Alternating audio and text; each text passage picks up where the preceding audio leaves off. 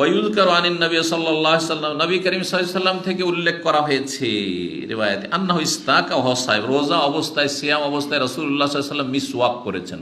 সিয়াম অবস্থায় তাহলে মিসওয়াক করা জায়েজ। কখন জায়েজ?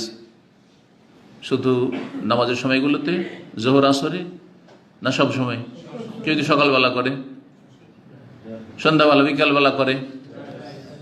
কোন ফাকি বলেছেন যে আল্লাহর কাছে মুখের ঘ্রাণটা যেহেতু অত্যন্ত পছন্দনীয়, লাখলুফু ফামিস সাইম আতিয়াবু ইনদাল্লাহি মির রিহিল মিস্ক, সুতরাং সন্ধ্যাবেলা ঘ্রাণটা আরো বেশি বাড়ে, মুখের গন্ধ, সেজন্য ওই সময় মিসওয়াক করা মাকরুহ। কিন্তু এটা ভুল ফতোয়া, এটা ফতোয়া ভুল। দেখেন তারপরে আসার, ওয়াকালা ইবনে ওমর, আব্দুল্লাহ ইবনে ওমর রাদিয়াল্লাহু তাআলা আনহু বলেছেন, ইয়াস্তাকু আউয়ালান নাহারি ওয়া আখিরাহু, দিনের শুরুতে সকালবেলা হোক আর দিনের শেষ বেলা হোক, বিকালবেলা, সন্ধ্যাবেলা, মাগরিবের আগে হোক, যে কোনো সময় মিসওয়াক করতে পারে।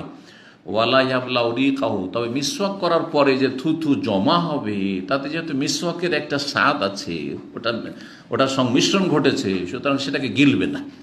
মিসওয়াক করার পরে যে থুথুটা জমা হবে মুখে, সেটাকে ফেলে দেবে, গিলবে না। এমনি থুথু, এই যে আমি কথা বলছি, থুথু হচ্ছে না? বসে থাকলেও অনেকের হয়, কিন্তু যত কথা বলবে তত বেশি থুতু ভিতর হচ্ছে। এখন এই থুতুকে যদি না গিলে কোনো মানুষ, তাহলে তো কথাই বলতে পারবে না, কিছুক্ষণ পর মুখ ভর্তি হয়ে যাবে। তো রোজা অবস্থায় কথা বলছে আর থুতু জমা হচ্ছে, গিলবে না? কথা গিলেন, কারো থুতু বেশি হয় বিভিন্ন কারণে, কারো কম হয়। থুতু গিললে কোনো অসুবিধা নেই, কিন্তু থুতুতে অন্য কিছুর যেন সংমিশ্রণ না থাকে, যেমন মিসওয়াক করা, সেটা ফেলে দেবে। ওয়ালা ইয়াবলাউ রিকাহু, নিজের থুতু গিলবে না এই অবস্থায়। ওয়াকাল আতা, প্রখ্যাত তাবেঈ আতা মাক্কি রাহিমাহুল্লাহ, তিনি বলেছেন, ইনিস দাদা রিকাহু লা ইয়াকুলু ইফতির, যদি কারো থুতু বেশি হয়ে যায়, খুব বেশি থুতু হচ্ছে, ঘন ঘন থুতু হচ্ছে, মুখ ভর্তি হয়ে যাচ্ছে, বারবার করে গিলছে, নাকি বলবো যে না বারবার করে তুমি থুতু ফেলো না?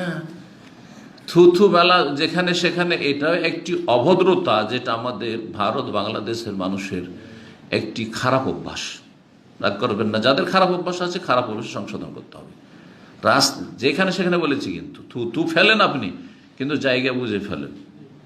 আমাদের ইন্ডিয়া, বাংলাদেশ, পাকিস্তানের লোকেরা কি করে, ওই দেশের মতো এখানেও চলাফেরা করে, হাঁটছে, আর লোকজন কত হাঁটাহাঁটি করছে, আসছে যাচ্ছে, আসছে যাচ্ছে, চলতে চলতে থু করছে না? আমি দেখি এখানে একদিন পিছনে পিছনে হেঁটে যাচ্ছি, এক লোক থুতু ফেলেছে, মানে বাতাস থাকলে এসে গায়ে পড়বে একবার, এই অবস্থা। আর একটু যদি স্পিডে থাকতো আমার গায়ে পড়ে, এই অবস্থা, অন্য লোকের গায়ে পড়ে। জায়েজ নয় কাউকে কষ্ট দেওয়া। তো সতর্ক থাকতে হবে, এই আদবগুলি শিখানোর প্রয়োজন হয় না। মানুষ সাধারণ আল্লাহ জ্ঞান বিবেক দিয়েছেন, ওতেই শিখতে হয় যে কোনটা ভদ্রতা, কোনটা অভদ্রতা, জায়েজ না জায়েজ আলাদা জিনিস। অনেক সময় হয়তো জায়েজ, কিন্তু ভদ্রতার খেলাফ।